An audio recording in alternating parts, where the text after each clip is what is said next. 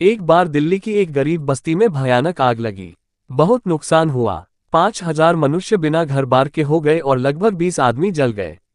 दिन में लगभग 12 बजे आग लगी थी। उस समय पुरुष तो अधिकांश काम से बाहर गए हुए थे। एक के बाद एक घरों में आग फैलती गई और देखते ही देखते बहुत से घर जलकर खाक हो गए। यो एक ओर अग्नि का प्रकांड तांडव हो रहा था, दूसरी ओर लगभग 30 वर्ष की एक युवती बहुत बड़ी बहादुरी का काम कर रही थी। उसके पड़ोस के घर के सब लोग बाहर गए हुए थे। आग वहां भी पहुंच गई थी। इसी बीच वह स्त्री पड़ोसी के उस जलते घर में कूदकर जा पहुंची और घर के कपड़े, बर्तन तथा अन्य सामानों को बाहर निकालती गई। वहां इकट्ठे हुए लोगों ने पुकार पुकार उसे समझाया कि देखो उधर तुम्हारा घर आग की लपेट में आ गया है, जाकर जो कुछ सामान निकल सके निकाल लो। पर उसने किसी की बात नहीं सुनी। वह निडर स्त्री अपने काम में लगी रही।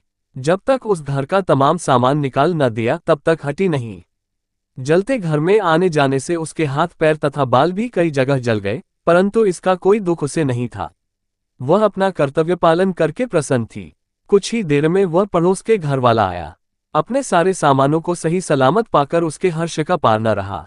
अगल बगल वालों ने बताया कि तुम्हारे घर के सारे सामानों को बचाने वाली तो वह स्त्री है। तुरंत वह जाकर उस स्त्री के पैरों पड़ गया और बोला कि बहन, ये तुमने क्या किया? अपने घर की कुछ भी परवाह न करके मेरा घर बचाया। इस पर उस स्त्री ने शांति के साथ उत्तर दिया, भाई, मैंने समझबूझकर ही यह सब किया है। अभी 10 ही दिन के बाद तुम्हारी कन्या का विवाह होने वाला है। लड़की को देने के तुमने कितनी तकलीफें उठाकर सामान इकट्ठा किया था।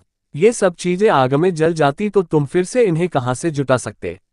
परिणामस्वरूप लड़की का विवाह रुक जाता। मेरा घर जल गया तो कोई बात नहीं, मैं किसी भी झोपड़ी में जा रहूंगी, पर तुम्हारी लड़की का तो घर ही न बंधता। ये सुनते ही उस भाई की आंखें आंसू बहाने लगीं। उसके मुंह से सहज ही निकला, इस तपोभूमि भारत में अब भी ऐसी देवियों का अभाव नहीं है।